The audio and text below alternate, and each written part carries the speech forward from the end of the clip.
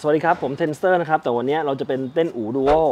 มีคอมเมนต์มาว่าอยากดูลงรถพี่อูอยากเห็นรถพี่อูวันนี้ผมก็เลยจะพามาบุกลงรถพี่อูซะเลย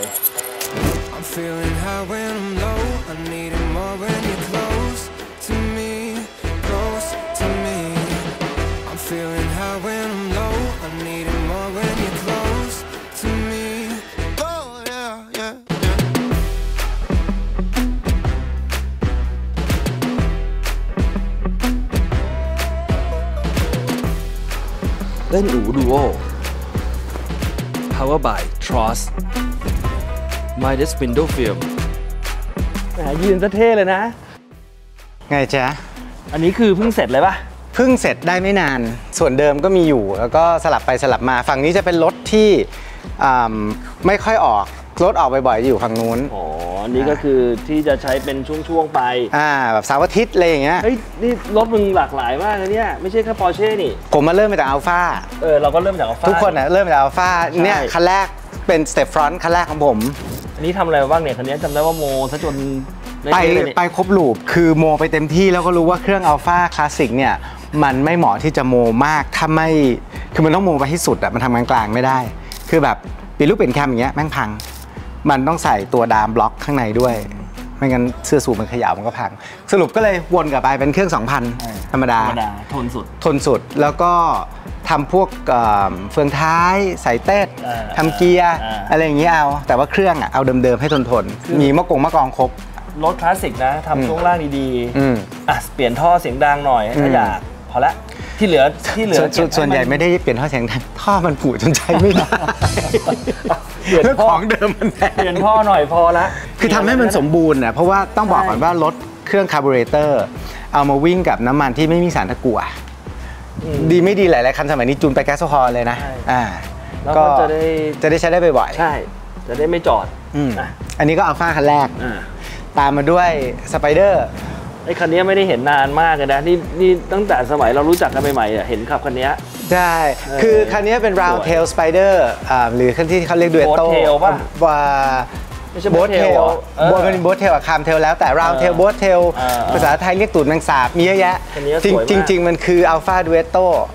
นะครับคือ spider เปิดประทุนคันนี้เป็นรถที่ผมรับตาต้ากับบ้านมันแต่งงานผมบอกว่าขายไม่ได้แต่เมียบอกพร้อมขาย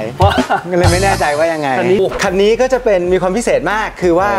majority มันผลิตแค่เครื่อง 1,300 กับ 1,600 คันนี้1,750มันผลิตมาปีสุดท้ายปีเดียวมี600กับ1คันคันนี้คันที่600แต่คันนี้สวยคันก่อนคันสุดท้ายโคตรคลาสสิกสไปเดอร์เลย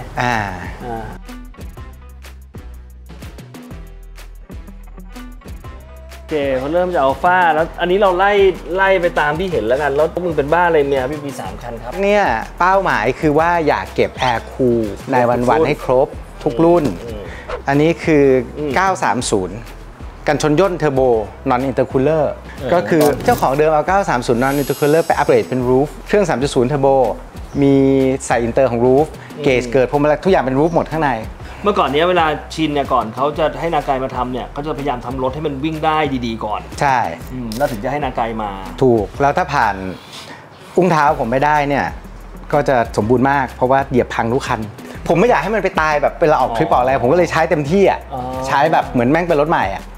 พังก็พังก็ซ่อมแต่กลัวไม่พังไม่กลัวพังโดยไม่ได้ตั้งใจตั้งใจไปพังแล้วพังไม่ว่าเมื่อกี้มึงบอกกูว่ามึงตั้งใจใช้พังก็คือแบบถ้าพังวันนี้แบบวันธรรมดาเรียกรถสไลด์ได้อยู่ในกรุงเทพอะไรอย่างเงี้ยไม่ใช่แบบแม่งไปพังอยู่น่านอยู่เลยอยู่เชียงรายแล้วแบบต้องสไลด์กลับมาก็เป็นอีกลอจิกนึงนะฮะอันนี้ก็แล้วแต่คนชอบคันนี้ก็เป็น RWB คันแรกของผมคันที่9ของเมืองไทยเป็น 930 RWB คันแรกนอกญี่ปุ่นคือจริงๆ930เนี่ยผมว่ามันเรียกผิดตั้งแต่ญี่ปุ่นเพราะว่าจริงๆกันชนย่นเนี่ยG series G model แล้ว930เนี่ยคือการชนย่นเทอร์โบเท่านั้นพาร์ทนัมเบอร์จะเขียนเลย930ถูกอันนั้นคือพาร์ทเทอร์โบยากนะจะไปคุยกับคนจะไปบอกเขามันก็เหมือนแบบเฮ้ยเกียร์แล้วอวดฉลาดเหรออะไรเงี้ยคืออยากจะคนเล่นปอร์เช่ด้วยกันขึ้นมาเนี่ยอยากให้มีความรู้ที่ถูกต้องเพราะว่ามันแค่รู้เพราะว่าจะได้รู้ว่าผมมีเพื่อนขาย930เลยไม่ต้องไปถามเทอร์โบหรือไม่เทอร์โบเพราะจริงแล้ว930มันคือเทอร์โบเท่านั้นคือถ้าไม่ใช่เทอร์โบก็เป็น G หรือเป็นการชนย่นอะไรไปอะไรอย่างเงี้ย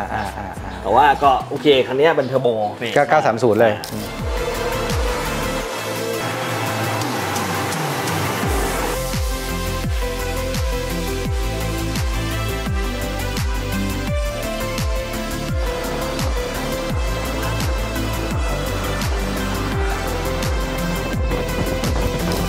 แล้วก็มาคันนู่นเหรอคันนี้คือ Cinderella 993 ธรรมดา C2 คันนี้รถเก่าพอคันนี้ RWB คันที่ 6 ของประเทศไทยตอนนั้นเมื่อก่อนนี้มันสีเหลืองแต่แรกปะสีเหลืองแต่แรกคันนี้รถเก่าท็อปรถเก่าพี่ปิ๊กโอเคแล้วก็มาพอแล้วก็มาเป็น RWB แล้วก็มาเป็นรถผมอันนี้เป็น6 Speed Conversion ใช่ไหม6 Speed Conversion แต่มาเป็น Tiptronic มาเป็น Tiptronic รถ AS ด้วยรถ AS ด้วยเราก็โมกันสไตล์เลนไดรฟ์ตัดซะไม่ใช่ปัญหา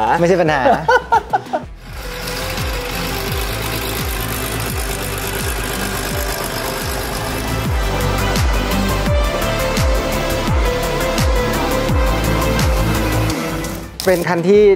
โด่งดังในโลกมีโมเดลเยอะแล้วก็ออกทริปบ่อยคันนี้เนี่ยจริงๆเนี่ยมันมาไกลคือผมอ่ะอย่างที่บอกอยากมี Air Cool 911ให้ครบคันนี้ก็จะเป็น964ผมเป็น964เป็นอะไรรู้มีนานไม่ได้มีคันแรกให้ต้าใช้ก็ขายไปสีเงินรถอเมริกาพวงมาลัยซ้ายซิงเกิลโอเนอร์ขายให้จุงจิ๊บไปพี่จิ๊บจะไปเอา RWB คันสีเขียวที่เป็น Black Date ของพี่ป๊อปเก่ามาคอนเวิร์ตกับเป็น964บอกพี่อย่าดังเรื่องนี้พี่เป็นคนแรกในโลกที่เอา RWB มาเทิร์นกลับเคยคิดเหมือนกันนะตอนที่จะมีอยู่จะเอา964กลับไปเดิมแล้วพอมานั่งดู list price กับสิ่งที่ต้องทำแบบช่างมันเถอะคือพี่จะเป็นคนแรกในโลกพี่จะดังผมก็เลยบอกอย่าเลยพี่งั้นเอางี้พี่เอารถผมไปได้ไหมพวงซ้ายออริจินอลเลยผมไปเอาคันนู้นผมยอมเพิ่มเงินเพื่อจะเปลี่ยนจากพวงมาลัยซ้ายเป็นพวงมาลัยขวาก็ไปเอารถพี่ป๊อปก็คือ Black Date สีเขียววันหนึ่งพออยากขาย Speedy คือคันนี้ก็เป็น964แล้วก็ทำเป็นเครื่อง 3.4 เทอร์โบโมมาเต็มๆ500 ม้าคันนี้ผมก็เว้ยน่าสนใจเว้ยก็พอเขาทำดีจริงแล้วเขาก็เอาไปขายแล้วก็ยังขายไม่ออกเขากำลังจะส่งไปขายผมก็บอกว่าเฮ้ยไม่ต้องเลี้ยวมาบ้านกูเลยก็เลี้ยวเข้ามาจอดลงรถในข้างในนั่นแหละจอดคู่กับอีคันเขียวผมอีใบเตยเนี่ยวันนั้นน้องนายขา964แล้วน้องนายก็มาถึงแล้วก็บอกว่าเฮ้ยพี่ผมชอบคันนี้มากกว่าคันสีเขียวเนี่ยเพราะว่าคันนี้เป็นรถโมเดลคันแรกของผมเลยนะนู่นนี่นั่นผมว่าเดี๋ยวกูขายคันนี้คันนั้นรถกูไม่เกี่ยวกันก็เลยหลอกขายนายไปไม่ได้หลอกมันมาขอซื้อไป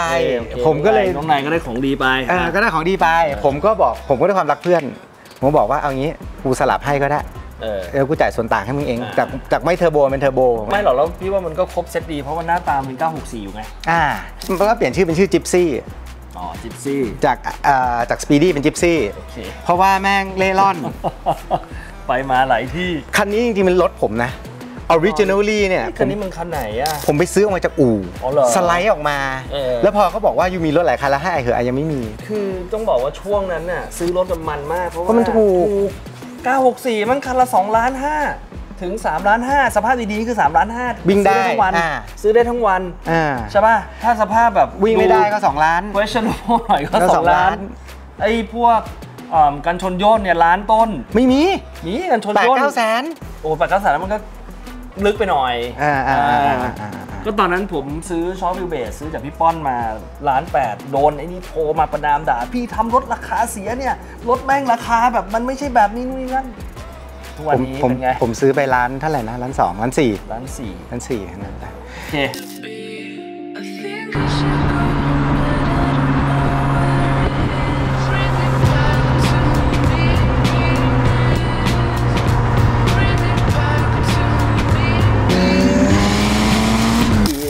อันนี้ก็เพิ่งรีวิวเพิ่งอัปเดตไปไม่นานอัปเดตไป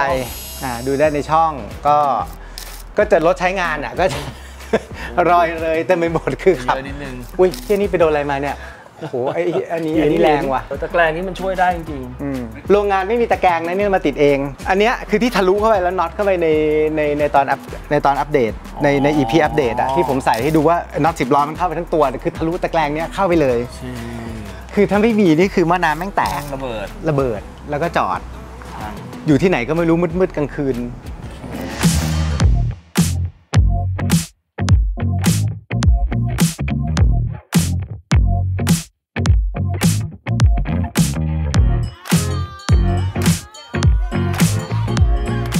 นี่ก็ยังเหมือนเดิมใช่ไหมเหมือนเดิม as is เพราะว่าใช้งานได้ทุกอย่างจบรอบนู้นที่ไม่ได้พูดกันคือไม่ได้พูดเรื่องไปอัปเกรด suspension ตอนนี้เป็น long stroke ตอนนี้ไปอัปเกรดมาของ Eurowise เป็น long stroke โชคเหรอโชคโหพี่เวลาขับลุยแม่งดีมากนุ่มมากคือดูมันยาวอ่ะพอลงมาแล้วมันยืดแบบปึ้งลงไปถึงเลยมันไม่ชนรถมันไม่ซุดอ่ะมันไม่ยันเนี่ยดีสังเกตว่าลงรถผมจะมีพวกนี้นี่ไว้ชาร์จไฟอันนี้คือแนะนำนะครับรถที่เทนเดอร์ไม่ได้ชาร์จไฟบ่อยๆเนี่ยก็ใช้ชุดนี้คุณเดินสายไปไหนโหพี่มาดูชุดของผมก่อนอลังการงานเข้าเดินสายเดี๋ยวเปิดไฟก่อนเดี๋ยวจะหาว่าไม่แลกเปิดมาเราก็เลือกสีได้นะเนี่ยนะปาร์ตี้ข้างหน้าสีชมพูหนึ่งสีฟ้าอันนี้แล้วแต่จะตั้งเดี๋ยวขอโทษนะไม่มีมือถือคือเป็นทีวีพกพาเฮ้ยมึงเจ๋งมากเมื่อก่อนเด็กกูโคตรอยากได้เลยได้เนี่ยแต่ก่อนจำได้ไหมว่ารถติดมากในกรุงเทพขับรถที 2-3 ชั่วโมงพ่อใส่อันนี้ไม่ให้ในรถเพราะว่ารับผมกลับจากโรงเรียนแล้วแม่งรถติดมากพี่ดูนี่ดิอะไรนี่อะไรกล้องซูเปอร์เอสเหรอแคนนอนนี่ต้องมีเสียงแบบอันนี้มันใส่เป็น Heritage เป็นกล่องปุ๊บใส่เข้าไปอยู่นู่นเครื่องฉายอยู่นู่นมีเครื่องฉายอยู่นู่นแล้วก็มีวุ่นวายในโฮมวิดีโอเมื่อก่อนเนี้ยอันนี้ก็เป็นตัวชาร์จไฟนะครับเป็นโนโคคือผมเบื่อการต้องมานั่งไล่สตาร์ทหมุนเวียนรถอะไรอย่างเงี้ยแล้วก็แบบแบตมีไม่มีมานั่งลุ้นก็ชาร์จทิ้งแม่งไว้เลยทุกคันแล้วเวลาจะใช้ก็คือขับไปเลยได้เลยดีเพราะว่าของพี่ก็ปัญหานี้เหมือนกันแต่ว่าพี่มีตัวชาร์จ2ตัวสลับกันไปมาอีกคันหนึ่งตรงนี้มีคันนี้เป็นคันที่ผมชอบมากแล้วผมดีใจมากที่คุณเอาแรปมันออกบอกลงเลยนะตอนแรปแล้วเรารักกันนะเราเป็นพี่น้องกูต้องบอกว่าสวยแต่ในใจพูดว่าในใจแบบอะไรของมึงเนี่ยรถมันสวยจะตายอยู่แล้ว G997 G3 RS ขาวล้อทองแม่งแบบมันเท่มากแต่คุณบอกคุณไม่ถูกกับรถขาวแต่ผมยังไม่ค่อยเห็นนะปกติจะเป็นขาวแดงขาวน้ำเงินแต่ขาวทองเนี่ยพูดจริงก็ยังไม่เคยเห็นนะมึงก็เอาติดนี่ไงเดี๋ยวผมซื้อมาให้รถคันนี้สีแดงเอาไหมไม่ต้องอยากแต่คันนี้เด็ดคือแต่ก่อนเนี่ยมันล้อทองติ๊กเกอร์ทองแล้วผมก็ไปแรปแดงเข้มแดงเก่ามันออกเป็นถ้าอะไรนะไอรอนแมนไอรอนแมนนิดก็เลยมันก็น่ารักดีแหละแต่ว่าอย่างนี้แม่งสวยกว่าเยอะกวนหน่อยไว้ออนไว้ก็จะเป็นสติ๊กเกอร์ขาวบนรถขาวก็เหมือนรถแข่งที่ยัง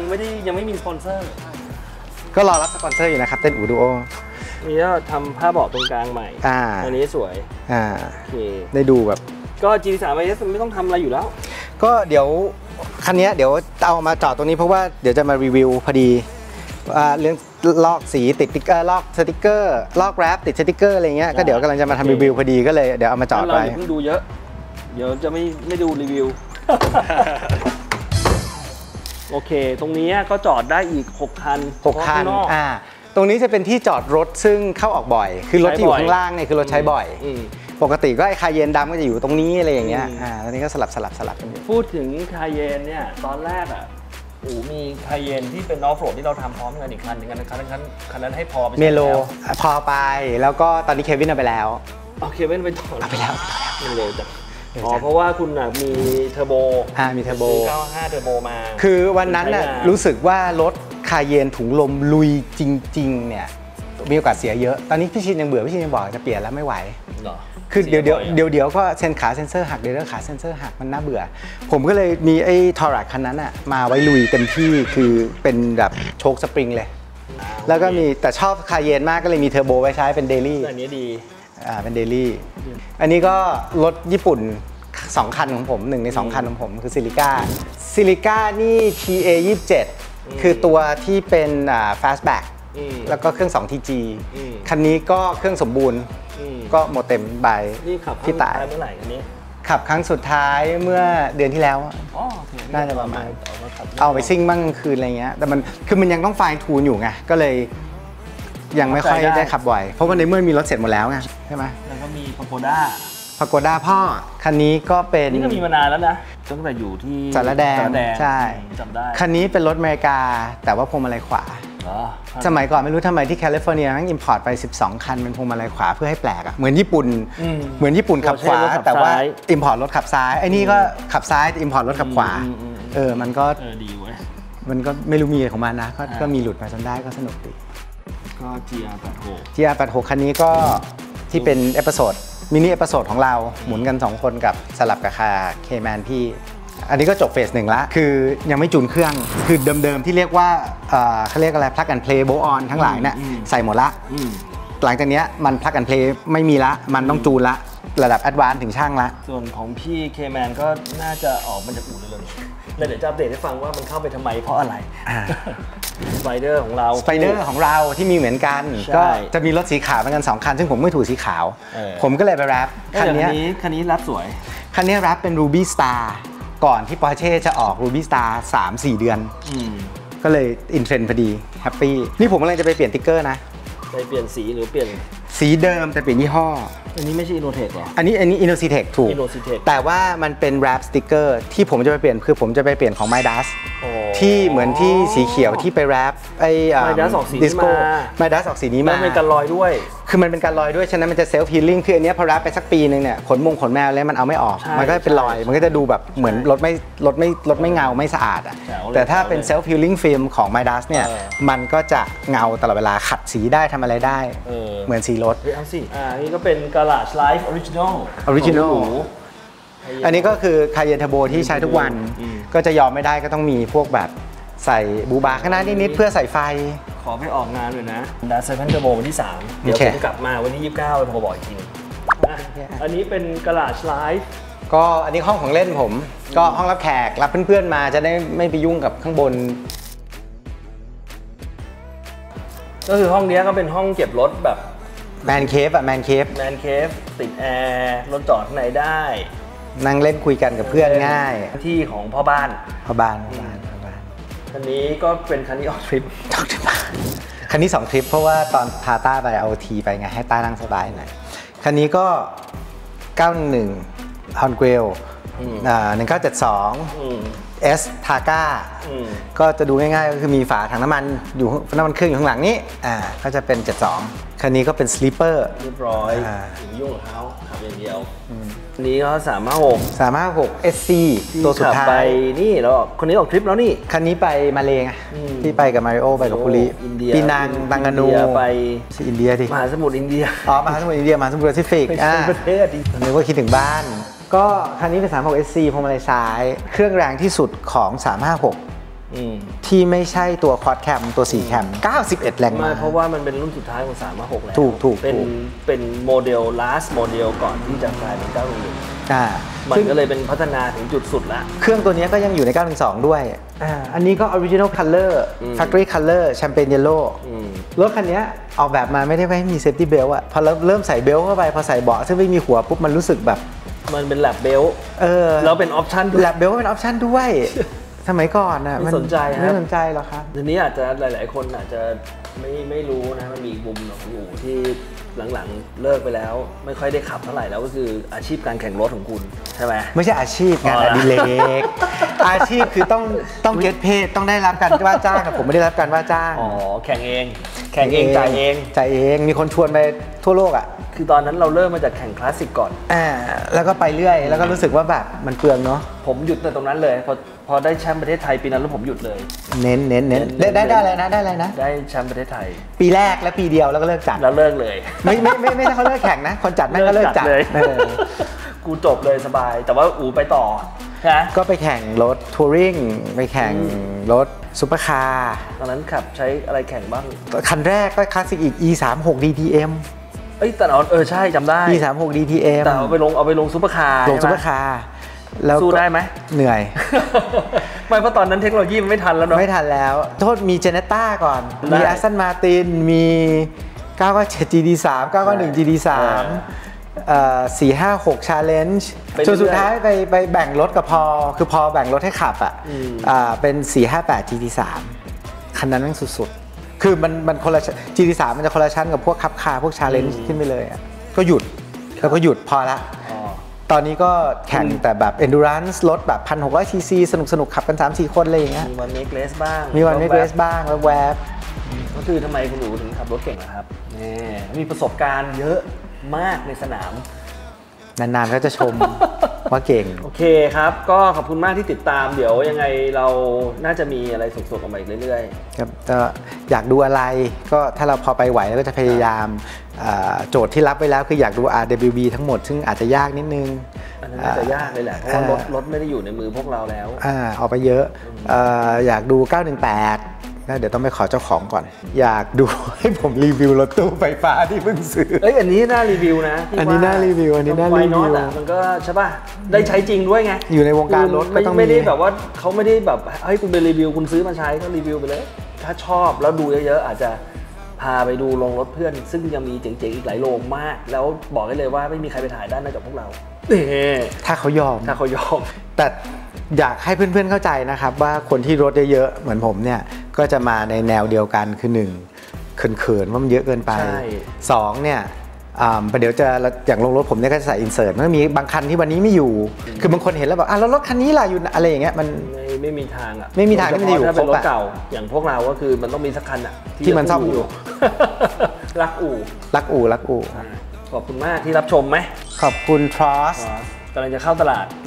หลักทรัพย์ชื่อบริษัท NEO ก็จะมี Trust Eversense ไฟไลน์อะไรพวกนี้ product หอมๆที่ใช้ในบ้านทั้งหลายนะครับขอบคุณ Midas Window Film ปกป้องรถพวกเราเวลาเราไปเที่ยวออกทริปไกลๆนะครับก็แรปทั้งคันมีทั้งแรปสีมีทั้งฟิล์มกันร้อนมีทั้งการกระแทกกระจกก็เราก็ใช้จริงแหละทุกอย่างรวมทั้งสบู่ของ Trust ด้วยก็ใช้ชอบกลิ่นพอดีเหมาะกับผู้ชายโอเคขอบคุณมากครับแล้วเดี๋ยวเจอกันบ๊ายบายสวัสดีครับ